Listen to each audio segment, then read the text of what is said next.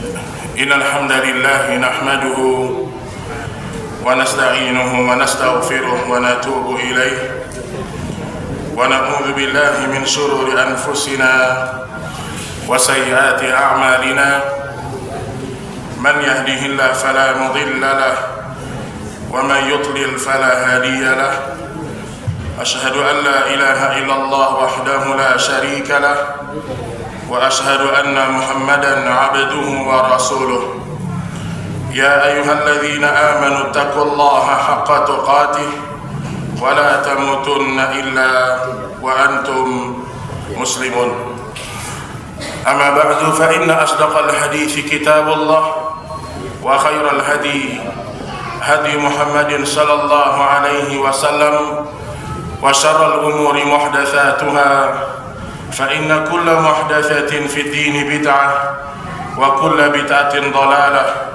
وكل ضلالة في النار. Kaum muslimin dan kaum muslimat rahimani wa rahimakumullah. Alhamdulillah, kita bersyukur kepada Allah pada pagi hari ini.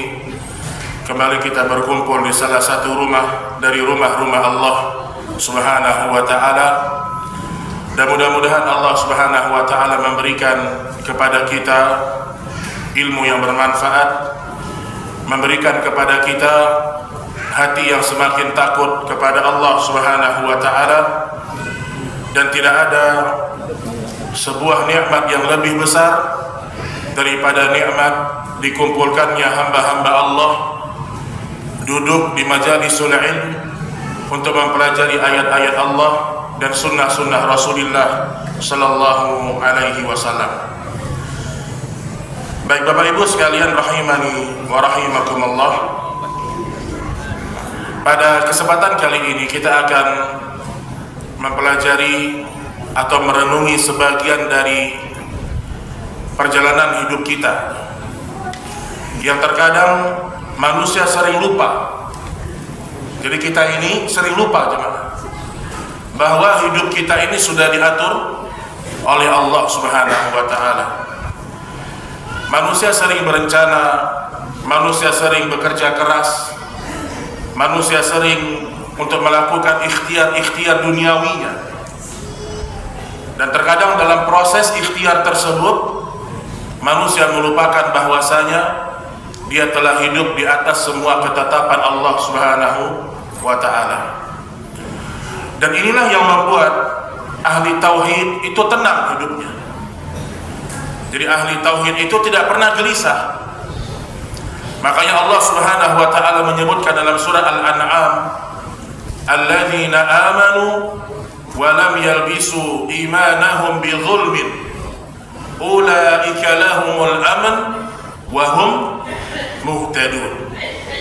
Orang-orang beriman itu mereka tidak pernah mencampur adukan imannya dengan kezaliman. Jadi orang beriman dia tidak pernah mencampur adukan antara imannya dengan kezaliman. Maksud kezaliman di sini apa? Kesyirikan. Kemudian Allah berjanji kepada mereka, ulaika lahumul amnu wa hum muhtadun. Orang-orang yang demikian mereka lah orang-orang yang akan mendapatkan keamanan dari Allah Subhanahu wa ta'ala, dan mereka lah orang-orang yang kelak mendapatkan petunjuk. Jadi ahli tauhid ketika mereka mengetahui hidup mereka sudah diatur oleh Allah Subhanahu wa ta'ala, hidup mereka sudah tertulis semua di Lauhul Mahfuz, maka itu membuat mereka tenang dan sakinah, tenang dan tidak pernah gelisah. Baik jemaah sekalian rahimani wa rahimakumullah, keyakinan bahwasanya Allah mengatur segala apa yang telah Dia ciptakan, ini merupakan akidah ahli sunnah. Jadi kita tidak boleh menafikan akidah ini. Makanya Rasulullah sallallahu alaihi wasallam beliau pernah mengatakan, kataballah maqadirul khalaiq qabla 50,000 sana. Allah telah menciptakan takdir-takdir manusia 50.000 tahun sebelum Allah menciptakan langit dan bumi.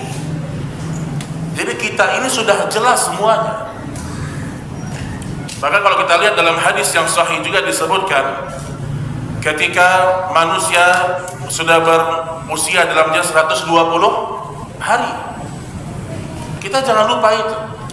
Ketika kita dalam janin ibu kita di hari 100 ke-20, thumma yunfakhu fihi ar-ruh, Allah meniupkan ke janin tersebut ruh. Kemudian dituliskanlah tentang bagaimana rezekinya, bagaimana ajalnya, saqiyun am sa'idun, bagaimana amalnya, dan apakah dia sengsara atau bahagia. Itu sudah selesai di catatannya Allah Subhanahu wa ta'ala. Adapun sekarang kita berikhtiar, kita berusaha, itu hanya ikhtiar kita sebagai hamba Allah. Namun ingat, semua ikhtiar kita, semua rencana kita tidak akan pernah mengalahkan rencana yang telah ditetapkan oleh Allah Subhanahu wa ta'ala. Baik jemaah sekalian, rahimani wa rahimakumullah, saya akan bacakan beberapa dalil yang berkaitan tentang permasalahan ini, sehingga kita ini hidup lebih tenang, tidak gerasak gerusuk, tidak khawatir rezeki kita diambil sama orang. Kita menjadi orang yang senantiasa ridha kepada setiap ketetapannya Allah Subhanahu wa ta'ala. Pertama, saya mulai dulu dari pembahasan berkaitan dengan perbuatannya Allah. Saya mau tanya Bapak Ibu sekalian, Allah ketika menakdirkan sesuatu, apakah kita harus tahu hikmahnya atau tidak? Allah takdirkan si fulan begini, si fulan begitu. Apakah semua takdirnya Allah yang terjadi di alam semesta ini kita harus gak tahu hikmahnya? Gak harus. Ada takdir Allah, ada perbuatan Allah yang Allah berikan kita ilmu untuk bisa memahami hikmahnya. Itu bagus, gak ada masalah. Bahkan sebagian syariat ini Allah tunjukkan ada hikmahnya, iya atau tidak? Misalnya seorang disuruh untuk menikah, ada hikmahnya. Seorang disuruh untuk jujur, ada hikmahnya.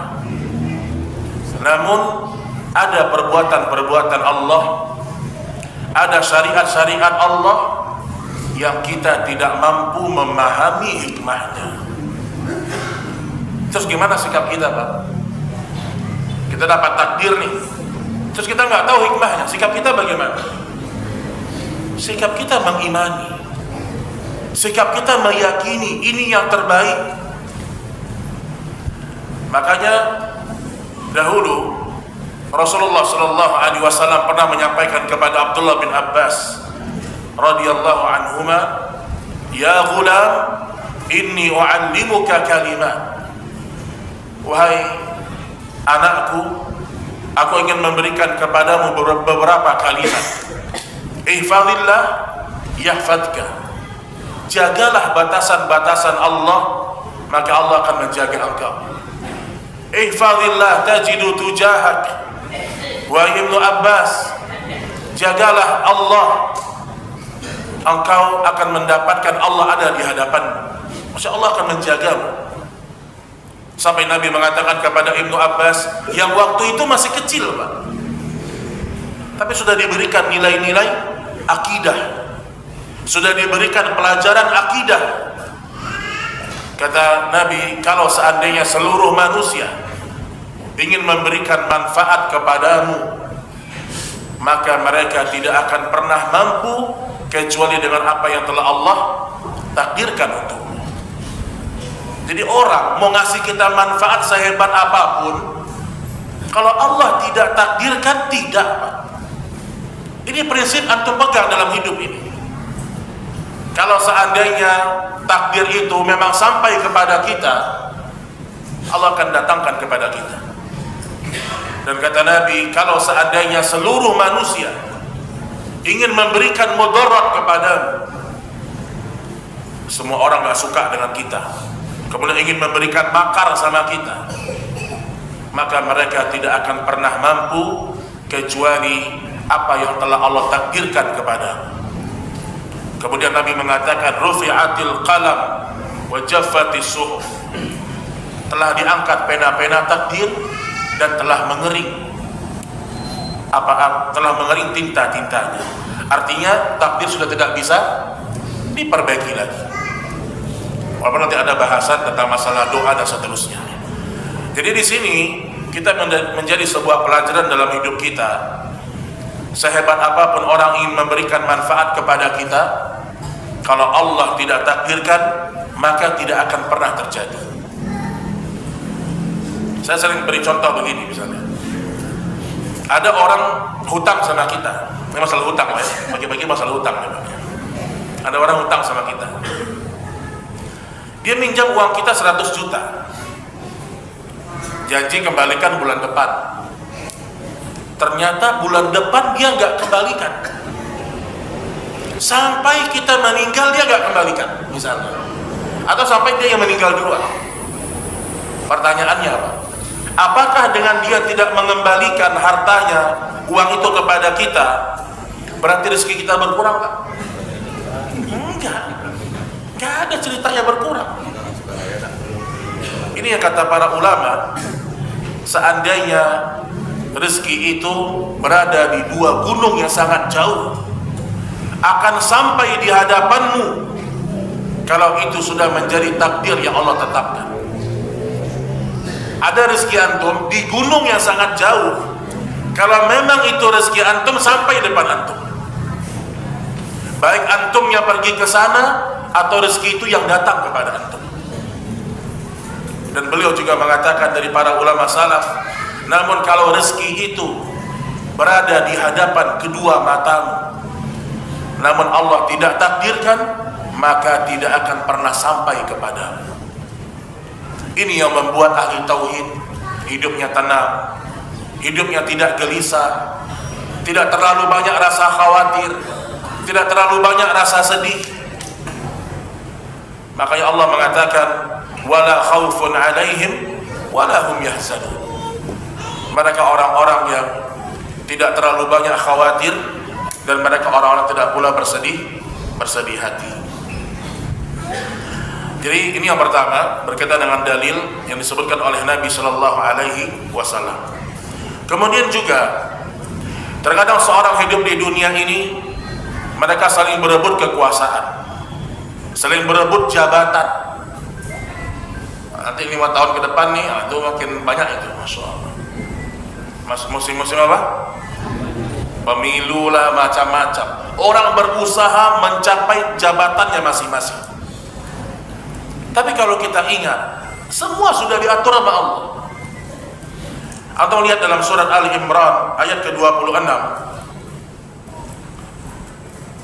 disebutkan oleh Allah Subhanahu wa taala berfirman, qulillahumma malikal mulk tu'ti mulka man tasha wa tanzi'ul mulka mimman tasha wa tu'izzu man tasha wa tudhillu man tasha biyadikal khair innaka ala kulli syai'in qadir. Katakanlah, wahai Rabb yang mempunyai kerajaan, Engkau berikan kerajaan kepada orang yang Engkau kehendaki. Allah kalau sudah berkehendak, memang si fulan yang akan menjabat jadi. Tetapi Allah juga yang mencabut kerajaan dari orang-orang yang Dia kehendaki. Engkau muliakan orang yang Engkau kehendaki, dan Engkau hinakan orang-orang yang Engkau kehendaki. Biyadikal khair, di tanganmu segala kebaikan. Innaka ala kulli syai'in qadir, sesungguhnya Allah Maha Kuasa atas segala sesuatu. Kata para ulama tafsir, ayat yang seperti ini, innallaha ala kulli syai'in qadir, Allah ulang-ulang dalam Al-Quran sampai 36 kali kurang lebih. Ini supaya kita diingat ketika ada orang zalim sama kita, ada orang menfitnah kita, ada orang mungkin menghancurkan ya sebagian dari kehidupan kita difitnah, diambil harta, dizolimi, ingat ayat ini. Innaka ala kulli syai'in qadir. Sesungguhnya Allah Maha Kuasa atas segala sesuatu. Jadi dengan ayat ini seorang tidak akan sombong. Kalau orang mengetahui Allah Maha Kuasa atas segala sesuatu, ketika dia mendapatkan nikmat dia tidak pernah sombong. Dan ketika dia diuji dengan musibah, ujian, maka dia pun akan bersabar. Jadi ayat ini sampai terulang 36 kali, khusus pada kalimat innaka ala kulli syai'in qadir. Jadi ingat, apapun target kita dalam hidup ini, Allah itu telah menghendaki setiap kita dengan takdirnya masing-masing. Kemudian juga jemaah sekalian, dalam hadis yang lain, dalam hadis Utsman bin Abu Ats-Tsaqafi riwayat Imam Muslim, annahu syaka ila Rasulillah sallallahu alaihi wasallam waja'an yajiduhu fi jasadih mundu aslam. Seorang yang bernama Utsman Abu Al-As Ats-Tsaqafi, dia mengadu kepada Rasulullah sallallahu alaihi wasallam tentang rasa sakit yang ada di tubuhnya semenjak dia masuk Islam. Di sini ada penjelasan dari sebagian para ulama. Jadi sahabat ini dia baru merasakan sakit itu pas waktu masuk Islam. Ini ujian atau apa? Ujian. Dulu waktu kafir badan sehat, Masya Allah. Pas masuk Islam badan sakit. Nah ini orang kalau tidak bisa memahami Al-Quran dan hadis dengan baik, dia akan kufur kepada Allah. Sebelum masuk Islam sehat. Menuju aslam tuh setelah aku masuk Islam aku sakit. Sebelum ngaji sunnah hidup nikmat, Masya Allah. Setelah ngaji sunnah miskin, Masya Allah. Jadi susah, banyak masalah. Jangan itu timbangannya. Bukankah dulu para nabi dan para rasul semakin mereka berusaha mendekat kepada Allah dan Rasulnya, semakin mereka diuji. Beriman diusir dari Makkah, beriman kemudian sebagian keluarganya dibunuh, dan seterusnya teman-teman. Kemudian dia mengatakan kepada Rasulullah sallallahu alaihi wasallam, atau Rasul mengatakan kepadanya, "Dha' yadaka 'ala alladhi ta'allam min jasadik." Kata Nabi, engkau letakkan tanganmu pada bagian yang sakit dari tubuhmu. Ingat, tangan kita bukan tangan orang. Di sini dalil kata sebagian para ulama, hukum asalnya orang kalau sakit, dia cukup memegang bagian yang sakit pada tubuhnya. Nggak butuh tangan orang, tangan dia kalau dia mampu. Jadi nggak butuh tangan Habib, nggak butuh tangan Kiai, nggak butuh Pak. Tangan dia sendiri. Karena kata Nabi apa? Da' yadaka 'ala alladhi ta'allama min jasadik. Letakkan tanganmu di bagian tubuhmu yang sakit. Wa qul bismillahi thalathan, dan ucapkanlah bismillah 3 kali. Wa qul sab'a marratin a'udzu billah wa qudrati min syarri ma ajidu wa uhadir. Nah, poinnya di sini.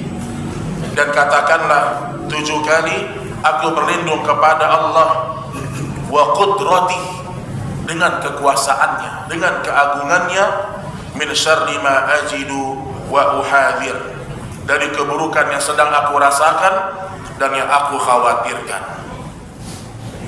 Jadi orang sakit pun itu sudah menjadi ketetapannya Allah, dan seorang tidak akan sembuh kecuali dengan ketetapan Allah. Ini semua nilai tauhid ada pada hadis Nabi kita yang mulia alaihi salatu wassalam. Jadi jangan lagi bilang berobat ke sana nanti sembuh, jangan Pak. Kesembuhan datang dari Allah. Kita hanya berikhtiar, Bapak Ibu, berobat wajib nggak hukumnya? Berobat? Bismillah.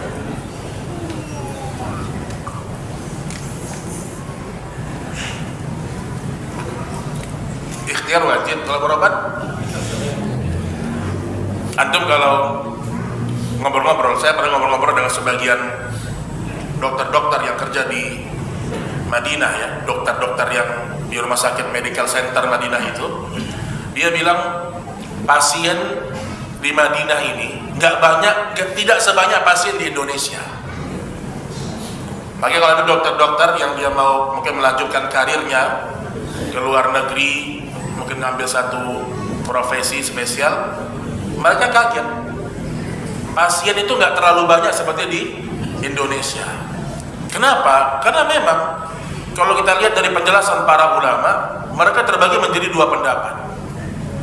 Ada yang mengatakan seorang kalau dia sakit kemudian dia bersabar di atas sakitnya, itu juga baik bagi dia, selama dia tidak membinasakan dirinya. Tidak ada sakit-sakit yang memang udahlah bismillahnya jalannya terus. Sakit-sakit ringan mungkin ya, yang tidak membuat dia terganggu ibadahnya, maka terkadang seorang dia tidak berobat, nanti sembuh sendiri dengan izin Allah. Tapi ada penyakit-penyakit yang memang Nabi suruh kita berobat, karena kalau tidak kita berobat, kita membinasakan diri kita. Nabi mengatakan, dawu mardakum, tadawu ya ibadallah, la tatadawa bil haram. Berobatlah hai hamba-hamba Allah, dan jangan berobat dengan sesuatu yang haram. Ya intinya, seorang berobat, seorang berikhtiar, tapi tetap yang mengatur semuanya adalah Allah Subhanahu wa ta'ala. Jadi dalam masalah penyembuhan penyakit pun Nabi sebutkan di sini wa qudrati, semua dengan kekuasaannya Allah tabaraka wa ta'ala. Baik, kemudian jemaah sekalian, kita kalau sudah meyakini juga Allah mengatur segala kehidupan, berarti kita akan berhati-hati dari sebagian sikap kita yang bisa membuat orang lain terzolimi. Kita kalau zolimi orang itu mungkin nggak bisa balas sama kita, tapi kita ingat ada Rabb yang bisa membalas kita. Saya bacakan ada hadis yang sahih, disebutkan an Ibrahim At-Taimi an abihi qala Abu Mas'ud Al-Badri. Ini Abu Mas'ud, ini bukan Ibnu Mas'ud ya, Abu Mas'ud ya. Qala Abu Mas'ud Al-Badri, kuntu adribu ghulaman libisud. Kata Abu Mas'ud ini, aku memukul budakku dengan cambuk. Ini sahabat, dia mengatakan aku memukul budakku dengan cambuk. Fasami'tu sautan min khalfi, kemudian tiba-tiba aku dengar dari belakangku, dia sedang nyambung budaknya, ada orang ngomong di belakang, i'lam ya Aba Mas'ud, ketahuilah wahai Abu Mas'ud. Falam afhama sautu minal ghadab, tapi suara itu tidak seperti suara orang yang marah, seperti suara orang yang menasihati dengan lembut gitu. Qala falamma dana minni idza huwa Rasulullah sallallahu alaihi wasallam, ternyata yang di belakang itu adalah Rasulullah sallallahu alaihi wasallam. Fa idza huwa yaqul, maka Nabi mengatakan kepada Abu Mas'ud ini, i'lam Aba Mas'ud, i'lam Aba Mas'ud, diulang 2 kali sama Nabi, berarti 3 kali totalnya. Ketahuilah wahai Abu Mas'ud, ketahuilah wahai Abu Mas'ud. Fa'alqaitu as-suta min yadi faqala i'lam ya Aba Mas'ud anna Allah aqdaru alaika minka ala hadzal ghulam. Apa kata Nabi? Wahai Abu Mas'ud, ketahuilah sesungguhnya budak yang engkau pukul ini, dia mempunyai Rabb yang bisa memberikan kecelakaan juga kepadamu. Artinya apa? Nabi ingatkan dia, engkau zalim kepada budakmu, hati-hati. Allah yang mengatur alam semesta ini. Jangan sampai engkau zalim kepada budakmu, nanti Allah Subhanahu wa ta'ala akan menghukummu karena perbuatan itu. Jadi kita jangan remehkan jemaah perbuatan kita yang mungkin kita anggap dia nggak mungkin bisa balas kita. Kemudian kata Abu Mas'ud, faqultu la adribu mamlukan ba'dahu abada. Semenjak kejadian itu, aku tidak pernah lagi memukul budakku sepanjang hidupku, kata dia. ketika dinasihati sama Nabi Shallallahu Alaihi Wasallam. Nah di sini dalil bahwasanya para sahabat itu hatinya lembut, Pak. Kalau diingatkan dengan firman Allah, diingatkan tentang keagungan Allah, mereka tidak berani melawan. Itulah para sahabat. Ya, sebagian mereka melakukan kesalahan, tapi ketika diingatkan mereka sadar. Makanya definisi orang sombong apa jemaah? Al-kibr batarul haq wa ghamtun nas.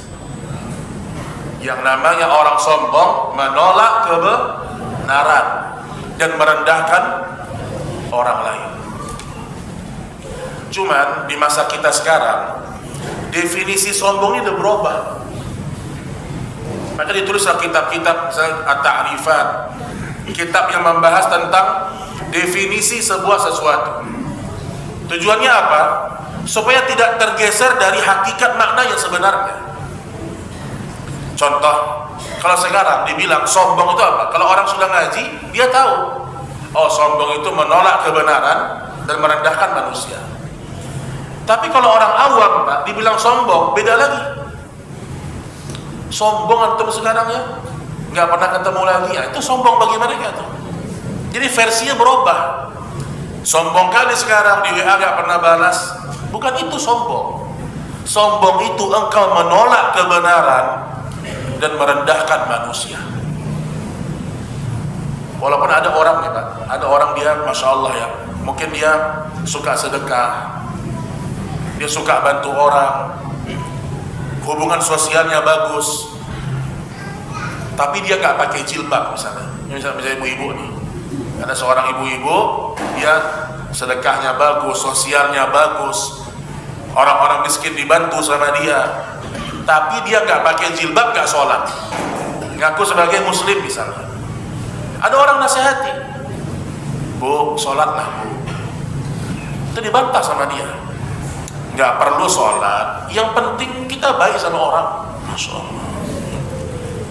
Walaupun dia baik sama orang, dia tetap dikatakan sebagai wanita yang sombong. Kenapa? Dia menolak kebenaran.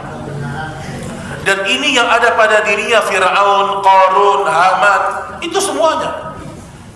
Allah mengatakan innahum kanu idza qila lahum la ilaha illallah yastakbirun. Mereka orang-orang kafir itu kalau diajak kepada la ilaha illallah yastakbirun, mereka semuanya sombong. Jadi kita jangan sampai, kalau sampai nasihat kepada kita, jangan kita tolak. Karena di antara pintu syaitan membuat manusia terjatuh kepada dosa, salah satu dari pintu al-kibr, kesombongan. Baik ikhwatal iman rahimani wa rahimakumullah. Kemudian juga berkaitan dengan permasalahan ini, Allah Subhanahu wa taala menyebutkan dalam surah Al-An'am ayat 59. Ini disebut dengan mafatihul ghaib. Ada 5 perkara yang sudah menjadi ketetapan Allah, hanya Allah yang tahu 5 ini. Allah yang atur semuanya. Allah mengatakan wa indahu mafatihul ghaib la ya'lamuha illahu. Kunci-kunci semua yang gaib dialah yang mengetahuinya. Wa ya'lamu ma fil barri wal bahr. Allah sebutkan di sini Allah mengetahui apa yang ada di daratan dan di lautan. Jadi kita kalau sadarkan hidup kita sama Allah, kita akan tenang. Allah tahu apa yang ada di laut. Allah tahu berapa jumlah ikan di laut, Allah tahu. Allah tahu apa yang ada di daratan. Wa ma tasqutu min waraqatin illa ya'lamuha. Tidak ada satupun daun yang berjatuhan. Daun jemaah. Ada daun jatuh, tidak ada yang mengetahui kecuali Allah. Wala habbatin fi dhulumatil ard. Dan tidaklah ada sebuah biji yang tersembunyi di kegelapan malam. Wala ratbin wala yabisin illa fi kitabim mubin. tidak ada sesuatu yang basah maupun yang kering, melainkan tertulis dalam kitabnya yang nyata, maksudnya Lauhul Mahfuz. Jadi rugi orang kalau dia menyandarkan dirinya kepada dirinya sendiri. Sandarkan diri kepada Allah. Jadi kalau kita sudah meyakini Allah Maha Sempurna, Allah tahu apa yang di laut, apa yang di darat, Allah tahu kapan daun itu jatuh, Allah tahu mana yang basah, mana yang kering, walaupun di gelapnya malam. Kenapa seorang tidak selalu berhusnuzon kepada Allah?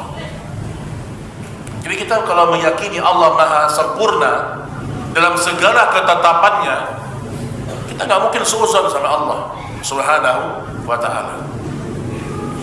Jadi rata-rata orang kalau suuzon sama Allah itu orang yang nggak kenal sama Allah. Kita ambil contoh ya, secara biar memudahkan pemahaman. Antum misalnya punya sopir di rumah. Biasanya kan sopir sering sama majikannya. Sopir kita itu mungkin tahu bagaimana kita keseharian. Kata para ulama, orang kalau semakin dekat akan semakin mengetahui hakikat sesuatu. Istri kita deh, jangan sopir lah, istri kita lah. Istri kita tahu siapa kita, bagaimana kita sebenarnya. Ketika ada orang misalnya menfitnah kita fitnah tidak benar, istri kita akan membela kita. Kenapa Pak? Karena dia tahu siapa kita.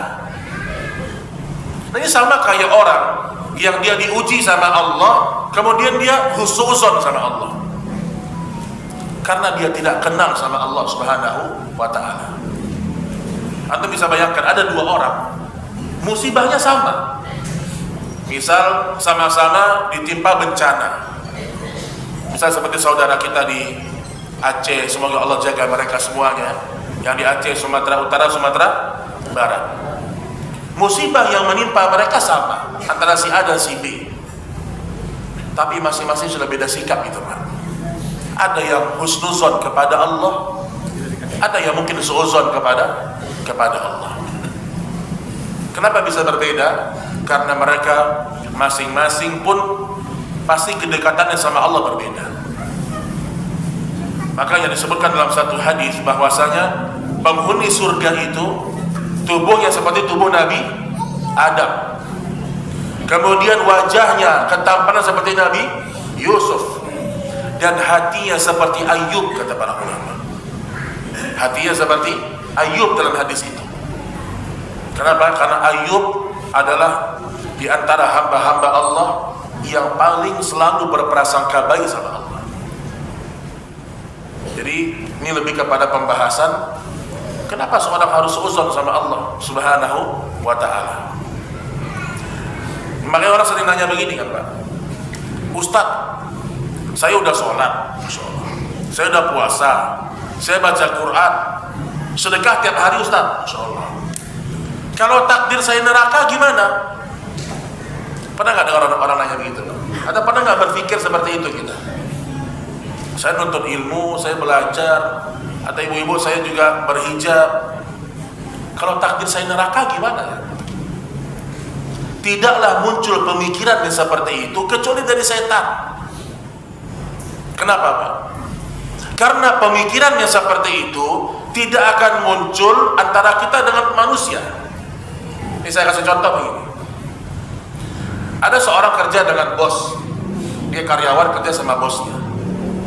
Ini karyawan teladan, Masya Allah. Masuk jam 7, pulang jam 4, tepat waktu. Amanah, jujur, telaten. Mungkin nggak bos itu tiba-tiba memberhentikan dia Pak? Ya mungkin Pak. Yang ada ditambah gajinya, diberikan tambahan fasilitas. Itu antara manusia dengan manusia. Kita berpikirnya seperti itu.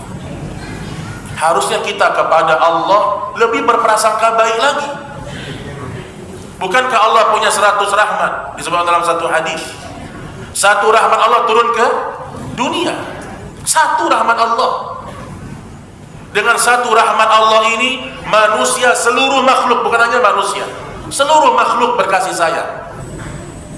Suami kepada istri, istrinya, istri kepada suaminya, istri kepada ibu kepada anak-anaknya, antara hewan dengan anaknya, berkasih sayang semuanya dengan satu rahmat Allah.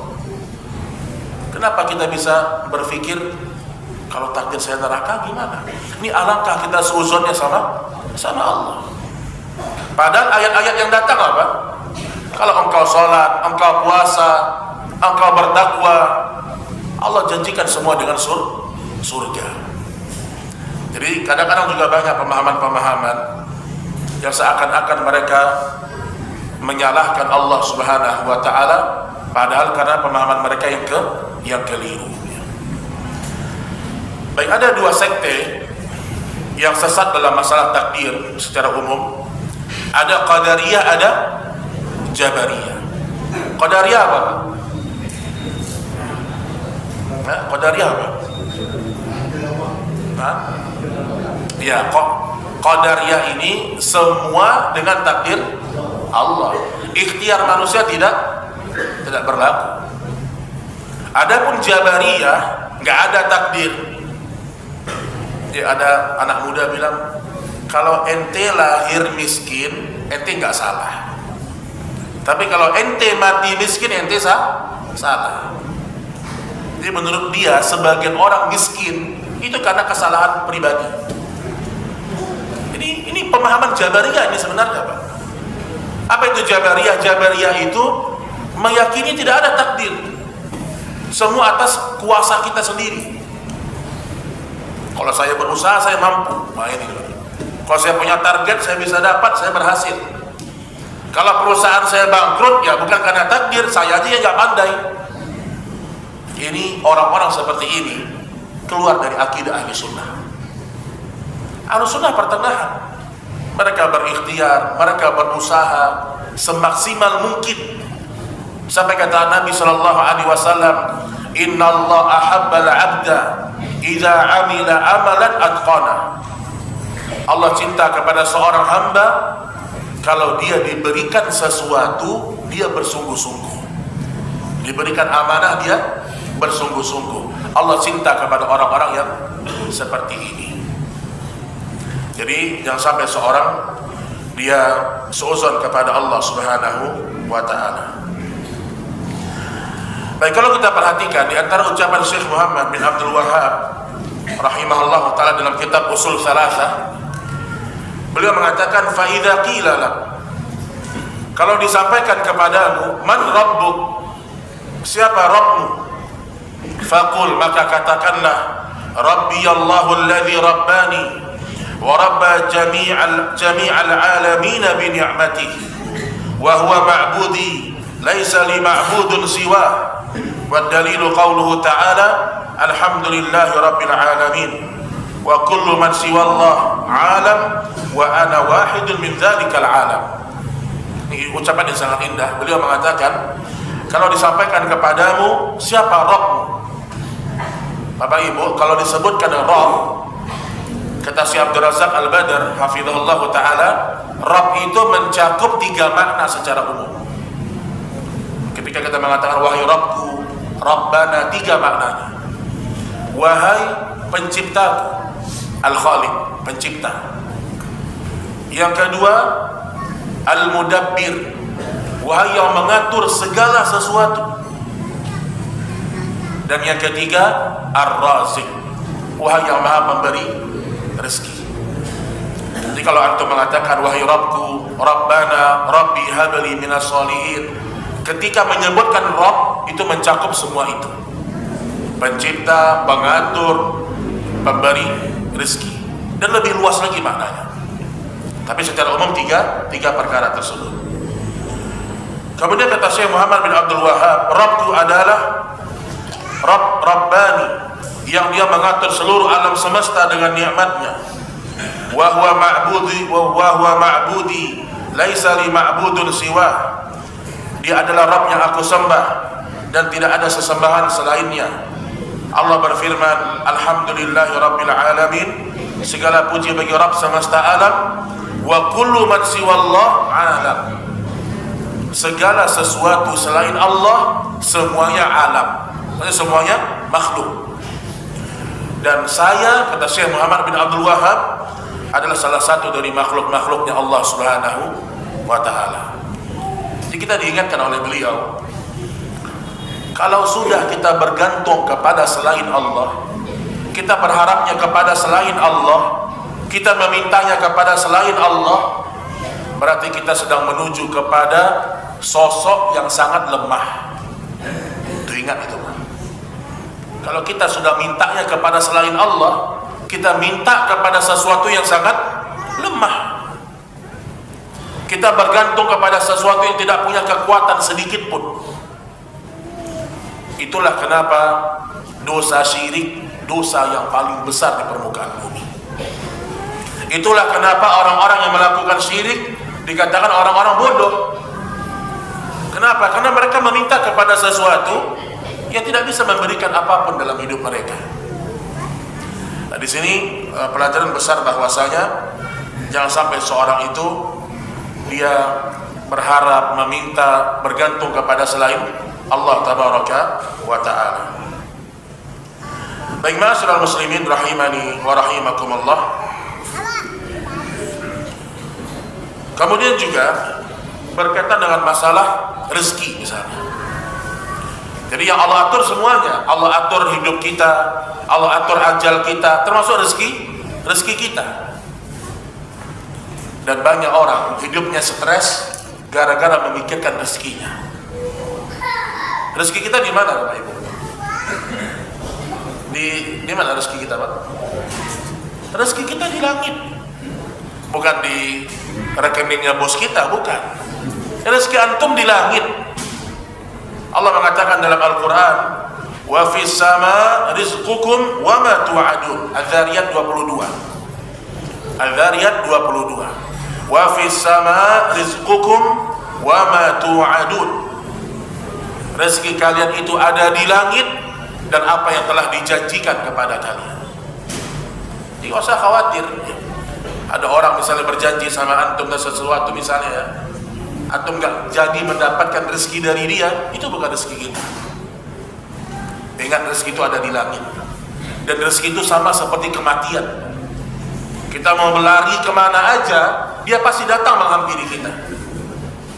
Sama seperti kematian. Baik, kemudian juga Allah Subhanahu wa ta'ala mengatur rezeki manusia, hewan, bahkan yang lebih lemah daripada itu, semua di bawah pengaturannya Allah. Jemaah sekalian, ada hewan-hewan yang mereka nggak bisa mengatur rezekinya, tapi Allah berikan mereka rezeki. Allah mengatakan, wa ka'ayyin min dabatin la yahmilu rizqaha Allah yarzuquha wa iyyakum. Betapa banyak hewan-hewan yang mereka tidak bisa menyimpan rezekinya, tidak bisa mereka simpan rezekinya, tapi Allah yang menjaga, Allah yang memberikan rezeki kepada hewan tersebut dan kepada kalian. Di sini kata sebagian ahli tafsir, Allah sebutkan dulu hewan di sini agar manusia tidak mengkhawatirkan rezekinya. Allah sebutkan, wa ka'ayyin min dabatin la tahmilu rizqaha Allah. Betapa banyak hewan-hewan melata yang mereka tidak bisa mengatur rezekinya. Allah mengatakan, yarzuquha wa iyyakum. Allah memberikan rezeki kepada hewan itu dan juga kepada kalian. Apa maknanya, Pak? Hewan aja yang gak bisa mereka menjaga rezekinya, Allah akan jaga. Apalagi orang yang punya akal. Ya, jadi kita jangan sampai jadi orang-orang yang terlalu gelisah masalah rezeki, terlalu khawatir. Padahal semua sudah ditetapkan oleh Allah Subhanahu wa ta'ala. Kemudian juga kita harus ingat bahwasanya dalam hidup ini semua takdir mudah bagi Allah. Jadi kalau kita sebutkan Allah, siapa yang sebenarnya mengatur hidup kita? Jawabannya Allah.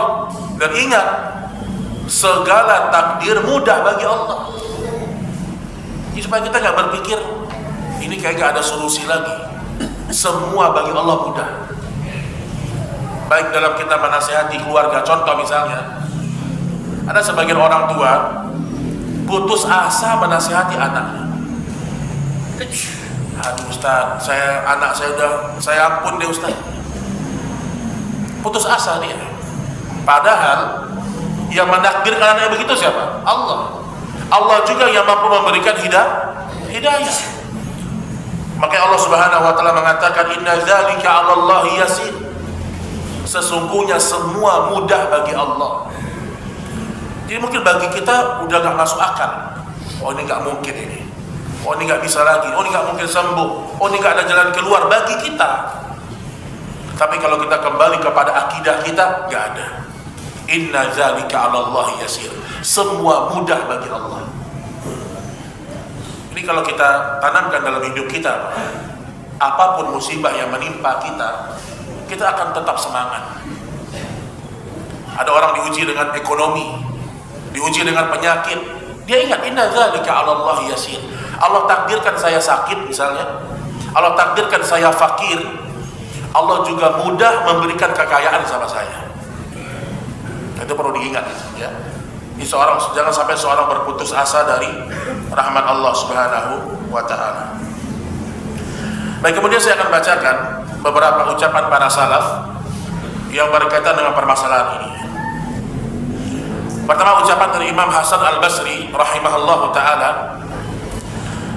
Beliau mengatakan man 'arafa rabbah itma'anna qalbah ila qada'i. Kata Hasan Al-Basri, siapa yang kenal kepada Rabbnya. Gimana supaya kita kenal sama Rabb kita? Gimana caranya Pak? Belajar. Atau pelajari Asmaul Husna. Pelajari satu-satu. Allah, Ar-Rabb, Ar-Rahman, Ar-Rahim. Terus. Al-Malik, Al-Quddus, Al-Muhaimin, Ar-Razik, Al-Mudabbir. Antum baca semua Asmaul Husna itu dan fahami masing-masing. Orang kalau sudah kenal kepada Allah, maka kata Hasan Al-Basri, itma'anna qalbah, hatinya akan tenang. Itma'anna qalbahu ila qada'i, hatinya akan tenang dengan segala ketetapannya Allah. Dengan segala ketetapannya Allah. Ini ucapan Hasan Al-Basri ya. Kemudian juga Ali bin Abi Thalib, beliau pernah mengatakan radhiyallahu anhu, inna rizqa rizqan. Sesungguhnya rezeki itu ada dua. Rizqun tatlubuh wa rizqun yatlubuk fa in lam ta'tihi ataka. Kata Ali bin Abi Thalib, rezeki itu ada dua. Rezeki yang engkau cari dan rezeki yang mencarimu. Masya Allah. Rezeki itu ada dua. Rezeki yang kita cari atau rezeki yang mencari kita. Jika engkau tidak mendatanginya, fa illam ta'tihi ataka, dia akan mendatangi. Jadi seorang jangan sampai dia terlalu menyandarkan kepada ikhtiar. Ikhtiar tetap maksimalkan. Tapi ingat, yang namanya rezeki ada yang kita cari, ada yang juga datang kepada kita secara cuma-cuma datangnya. Ada nggak rezeki Pak? Tiba-tiba antum lagi duduk-duduk datang rezeki, ada atau tidak? Ada. Dan begitu banyak. Kita nggak ngapa-ngapain rezeki datang. Tiba-tiba teman telepon, tiba-tiba dapat kiriman, dapat hadiah.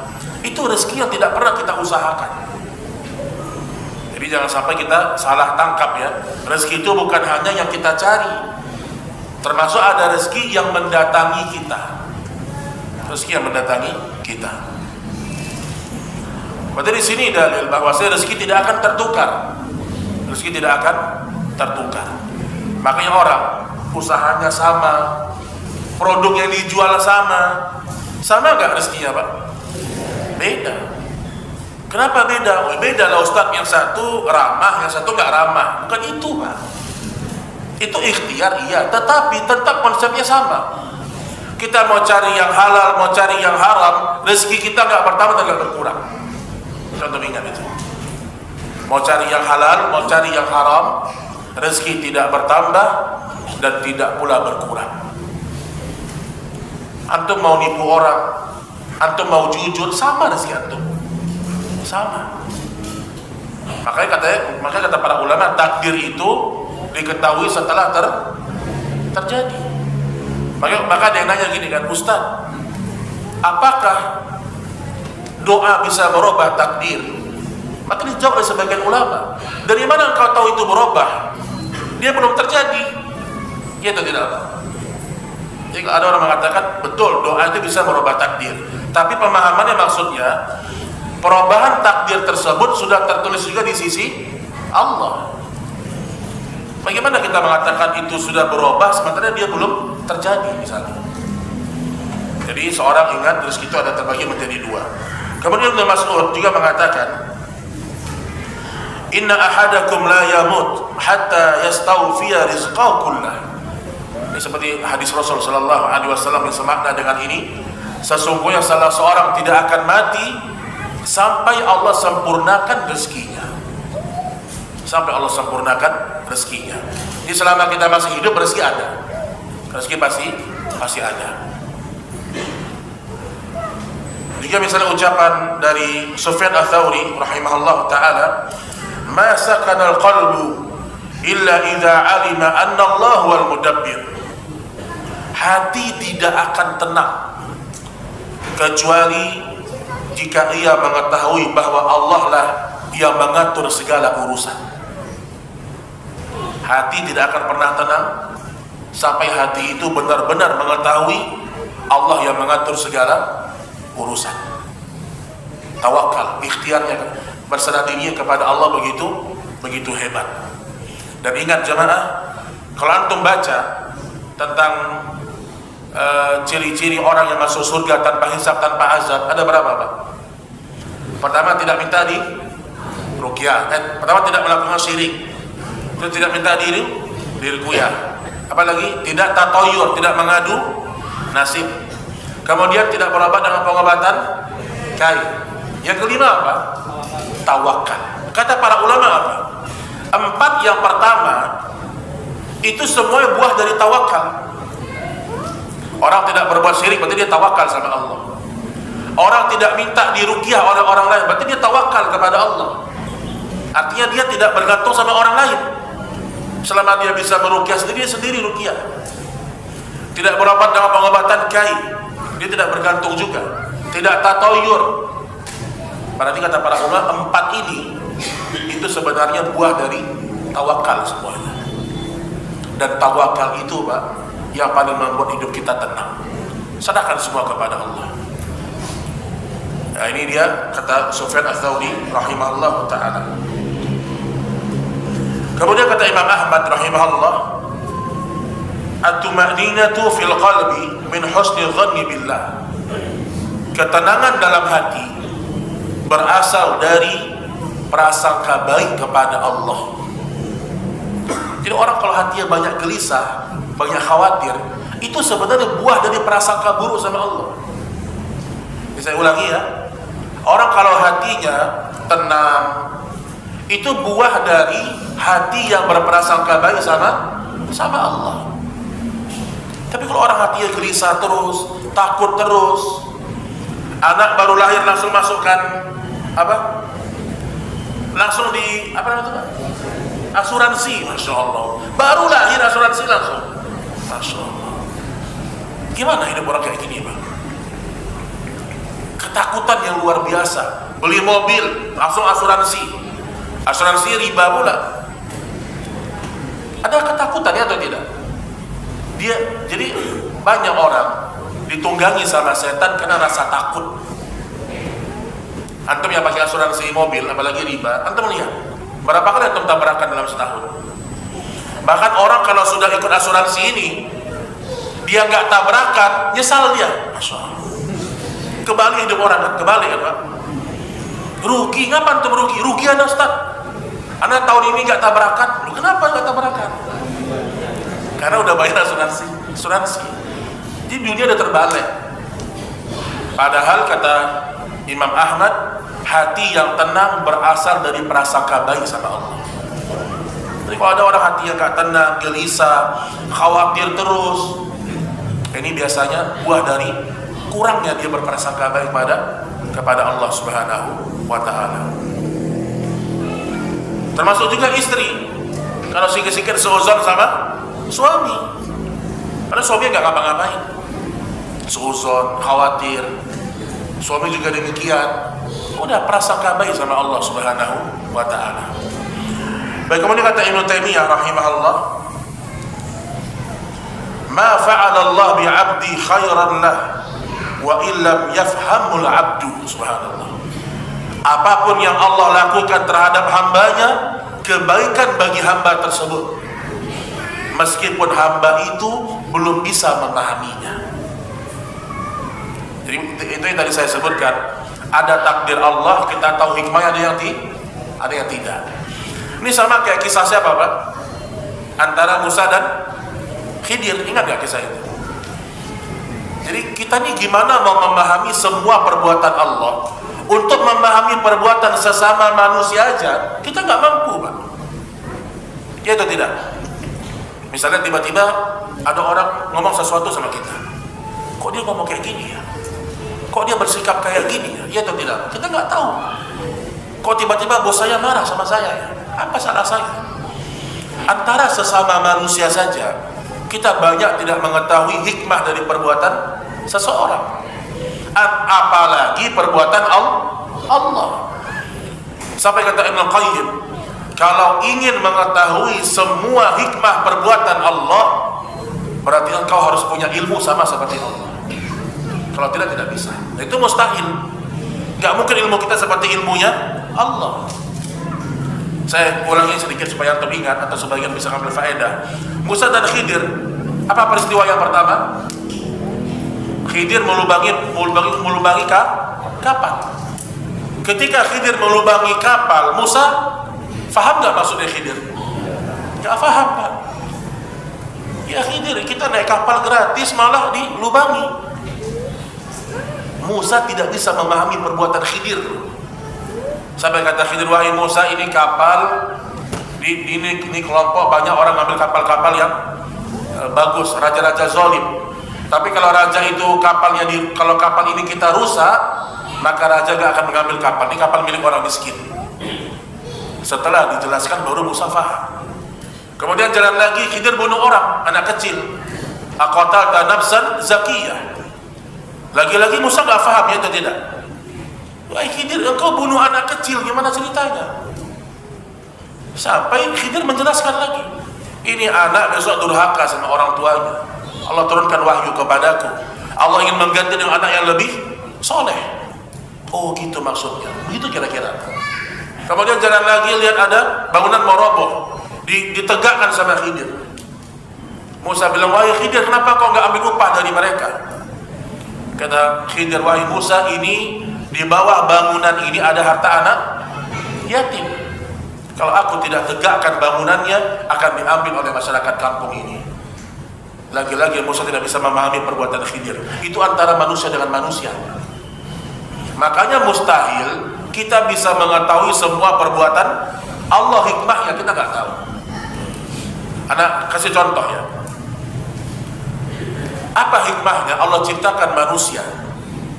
Untuk ibadah itu jelas ya. Kalau ditanya lagi nih, makanya malaikat ketika bertanya kepada Allah, ya Allah, engkau menjadikan ada khalifah di muka bumi. Malaikat bertanya, ya Allah, bukankah kami sudah menyembahmu, kami beribadah kepadamu, ngapain engkau ciptakan manusia lagi? Jadi pertanyaannya malaikat apa? Kalau tujuanmu menciptakan manusia agar mereka menyembahmu, kami sudah menyembahmu. Apakah Allah jawab pertanyaannya malaikat Pak? Enggak. Allah hanya mengatakan, ini a'lamu, aku maha mengetahui, dan engkau tidak tahu. Begitu juga syariat kita. Kenapa subuh 2, kenapa zuhur 4, dan seterusnya.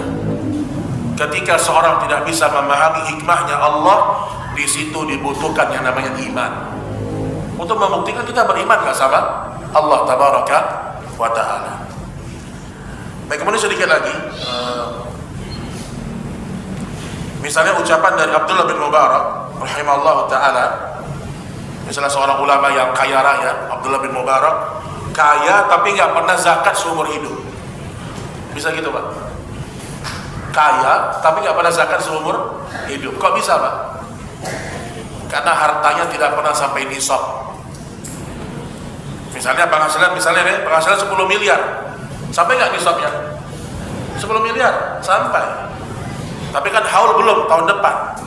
Nah, Abdullah bin Mubarak ini belum sampai setahun atau udah kurang terus dibagikan kepada orang-orang miskin. Jadi dia nggak pernah menyimpan harta di atas nisab, nggak pernah. Dan Abdullah bin Mubarak pernah menghajikan satu kampung, dihajikan.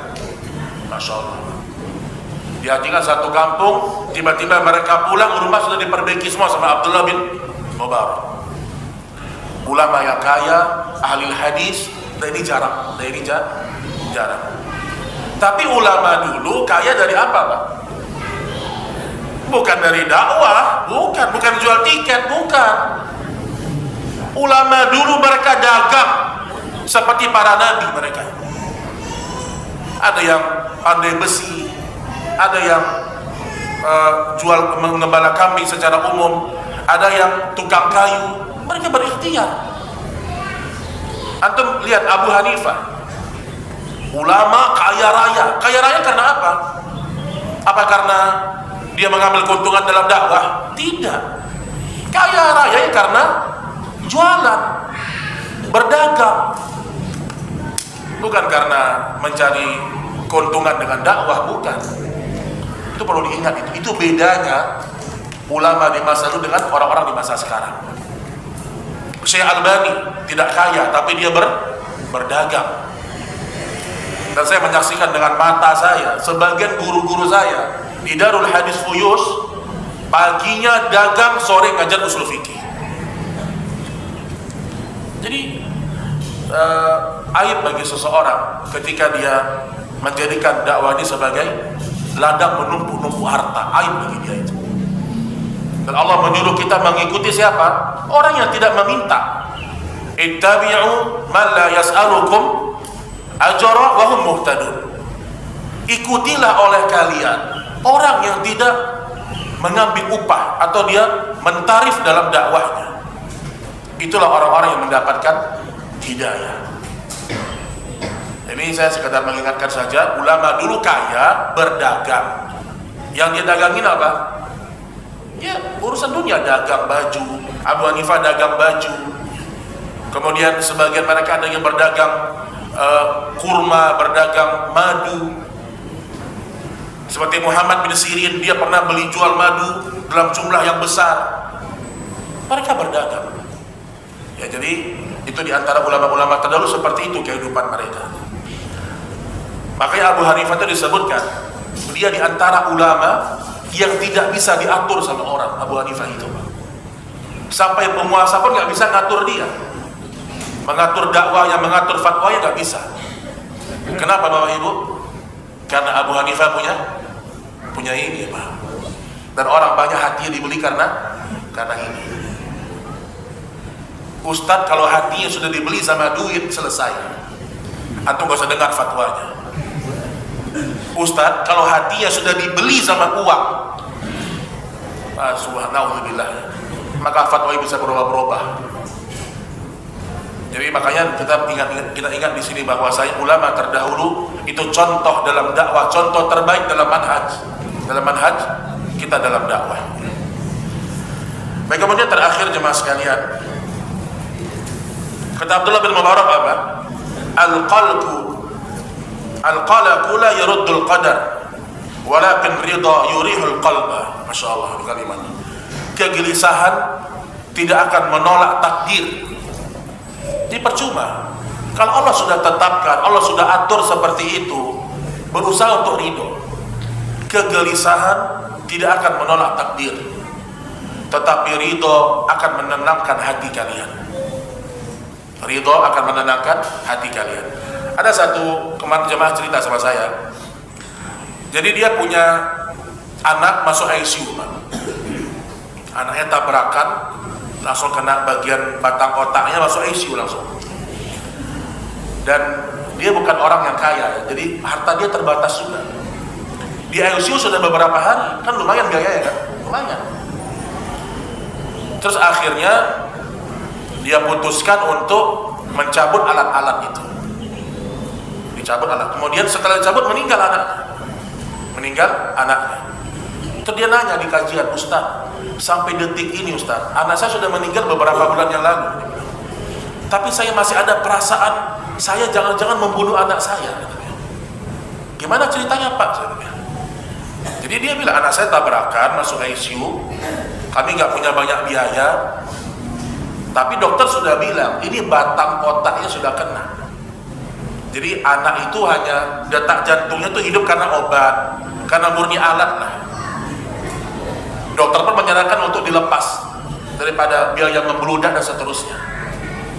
Tapi sampai sekarang saya masih meyakini saya itu kayak bersalah sama anak saya. Saya bilang, Bu atau Pak, saya bilang, waktu alat itu dicabut masih hidup nggak anak Bapak? Meninggal Ustaz.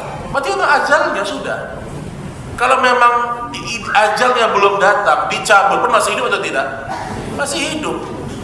Dan para ulama sudah berfatwa, seandainya memang ahli medis sudah mengatakan ini udah berat kondisinya, sementara biaya membludak, harus berhutang sana berhutang sini. Karena ada kasus begitu kan Pak, masuk ICU udah sampai berminggu-minggu dipertahankan, padahal itu murni alat yang menggerakkan jantung pasien tersebut. Jadi kalau dokter sudah menyarankan untuk dilepas, lepas saja. Dan itu bukan bagian kita tidak berikhtiar. Karena memang segala sesuatu diberikan kepada ahlinya. Fas'alu ahla dzikr in kuntum la ta'lamun. Jadi kalau kita ada gelisah di hati, itu biasanya kita terlalu kurang kita bersandar kepada Allah Subhanahu wa taala. Baik, wallahu a'lam bissawab. Ini mungkin yang bisa kita sampaikan pada pertemuan kali ini. Mudah-mudahan kita selalu ingat bahwasanya hidup sudah diatur oleh Allah. Sehat, sakit, rezeki, ajal, jodoh dan seterusnya, maka membuat hati kita menjadi tenang. Baik, jemaah sekalian, sebelum kita akhiri, kalau ada pertanyaan dipersilakan. Langsung muncul di sini. Anda simpan banyak. Assalamualaikum Ustaz. Ketika seorang bekerja di lembaga ribawi dan orang tersebut taat menjalankan ibadah dan anak-anaknya juga menjadi anak yang soleh dan taat menjalankan ibadah, apakah orang tersebut mendapat istidraj? Jadi hukum asalnya orang itu soleh itu karena hidayah dari Allah. Jadi kalau dia makan riba sementara anaknya soleh, hafal Quran, itu tidak ada kaitan sama riba itu. Memang Allah ingin memberikan hidayah kepada anaknya. Nah, adapun yang perbuatan dia masih makan riba, ini dia harus bertaubat kepada Allah. Adapun mengatakan anak soleh itu istidraj, ini kita terlalu berat. Ini sama kayak ada seorang ustadz dia ngomong di media sosial. Saya juga kenal siapa ustadz ini, tapi ini kalimat-kalimat yang tidak boleh diucapkan sebenarnya. Dia bilang, kalau antum kenal sama sunnah, antum hadir di majelis sunnah, kemudian antum menuntut ilmu, antum nggak bisa mengamalkan semuanya, itu istidraj. Oh, ini berat kalimat ini. Orang menuntut ilmu, kalau dia belum bisa mengamalkan, mudah-mudahan besok dia bisa mengamalkan. Jadi kata Syekh bin Baz rahimahullah, seorang dai tidak boleh mengucapkan kalimat-kalimat yang membuat manusia putus asa dari rahmat Allah. Ada orang menuntut ilmu, ya, tapi dia belum bisa mengamalkan semuanya. Mudah-mudahan dengan dia belajar terus, dia bisa mengamalkan nanti. Ya, jadi jangan tergesa-gesa mengatakan dalam sunnah ada istidraj. Oh, ini mengerikan kalimat ini. Karena contoh istidraj yang ada pada umat terdahulu masalah harta, kemewahan hidup, atau tidak. Jadi harus dirincikan hal-hal yang seperti itu ya. Jadi kalau anak antum soleh sementara antum makan riba, saya tidak berani mengatakan itu istidraj. Itu dosa pribadi antum kepada Allah Subhanahu wa taala. Ustaz izin bertanya terkait rezeki halal dan haram. Saya berprofesi sebagai guru. Dalam 3 bulan sekali saya mendapat gaji dari pemerintah. Lama kali gajinya, 3 bulan sekali.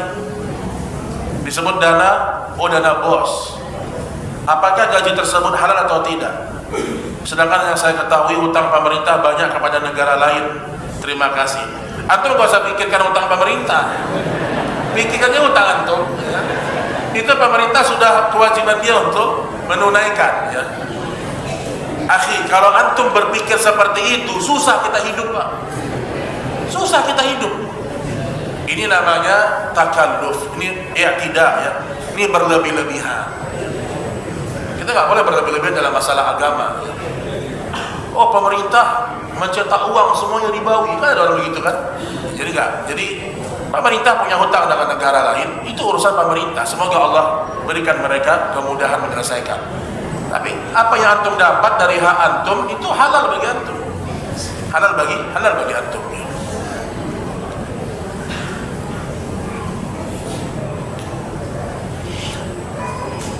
Ustaz Izan bertanya, apakah menggunakan asuransi kesehatan dengan sistem akad syariah itu termasuk khawatir dengan takdir Allah? Kalau memang jelas syariahnya, jelas syariah, asuransi itu kebanyakannya riba. Tapi anggaplah ada yang syar'i, benar-benar sesuai dengan apa yang antum keluarkan. Antum keluarkan 500.000, bulan depan 500.000, totalnya sekian, itu yang antum akan terima, itu nggak ada masalah. Tetapi rata-rata asuransi itu riba. Antum setornya cuma 1 juta, antum sakit biaya 20 juta ditanggung, ini riba. Ya, jadi apakah itu tidak tawakal? Itu tawakal ini bagian dari usaha hati sebenarnya.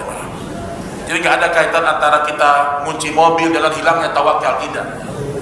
Justru tawakal itu rukunnya apa? Ikhtiar.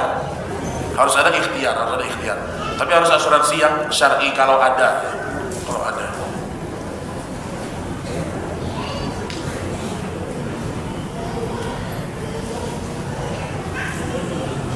Mau Ustaz, bagaimana dengan doa yang dibaca Umar bin Khattab tentang takdir? Bolehkah kita dawamkan agar takdir buruk tidak mendatangi kita? Ya boleh, kita boleh berlindung kepada Allah dari takdir-takdir yang buruk. Tapi para ulama menyebutkan, sebenarnya keburukan tidak boleh dinisbatkan kepada Allah, tidak ada. Semua takdir Allah itu baik menurut ilmunya Allah. Tapi sampai di makhluk, maka makhluk menilainya baik, menilainya buruk. Adam keluar dari surga, itu takdirnya baik atau buruk, Pak? Baik menurut Allah baik. Tapi menurut kita, kok keluar ya, bisa gitu kan? Allah ciptakan iblis, baik atau buruk? Menurut ilmu Allah baik semua. Tapi sampai di makhluk, karena makhluk ilmunya kurang, ilmunya tidak sempurna, menjadi buruk sebagai takdir-takdir Allah Subhanahu wa Ta'ala. Jadi takdir baik dan buruk itu ada, tapi hukum asalnya semua itu baik, karena tidak boleh menisbatkan keburukan kepada Allah. Bismillah, semoga Ustaz dalam penjagaan, amin. Ada teman ana fulanah masuk Islam dan alhamdulillah sudah mengenal kajian sunnah. Hanya saja terkait At-Taubah 113, sepertinya fulanah belum bisa. Bagaimana mungkin tidak mendoakan orang tua yang Allah lahirkan dan menyayangi sejak kecil? Syukran Ustaz. Oh ya, ini mungkin berkaitan dengan orang tuanya meninggal kafir dan dia muslim masuk Islam. Mungkin dia bilang, gimana kita nggak boleh mendoakan orang tua yang menyayangi kita, merahmati kita? Kok kita nggak boleh doakan? Nah, makanya kalau baru masuk Islam, belajarlah akidah lebih dulu. Belajar tauhid, belajar akidah lebih dulu. Kenapa? Orang kalau sudah belajar akidah, dia akan dalam hati ada sifat sami'na wa ata'na. Itu yang harus ada dulu dalam diri kita. Jadi ketika Allah yang melarang kita mendoakan rahmat bagi orang yang sudah meninggal dalam kondisi kafir, itulah peraturan Allah.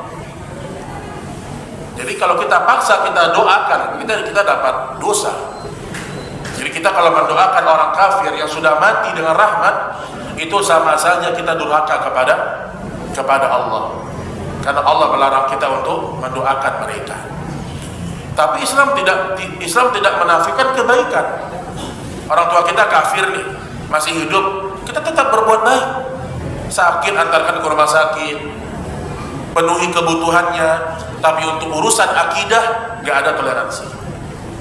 Itu yang Sa'ad bin Abi Waqqas kan demikian. Sa'ad bin Abi Waqqas, ibunya mogok makan 3 hari, tetap dia nggak tinggalkan agama Rasulullah, tapi tetap dia bermuamalah baik kepada ibunya. Wallahu ta'ala a'lam bishawab. Baik, ini yang bisa kita sampaikan pada pertemuan kali ini. Mudah-mudahan bermanfaat dan semoga kita menjadi hamba-hamba Allah yang selalu sami'na wa ata'na kepada ketetapan Allah. Nahtati bihadzal qadar, subhanakallahumma wa bihamdik, asyhadu an la ilaha illa anta, astaghfiruka wa atubu ilaik. Assalamualaikum warahmatullahi wabarakatuh.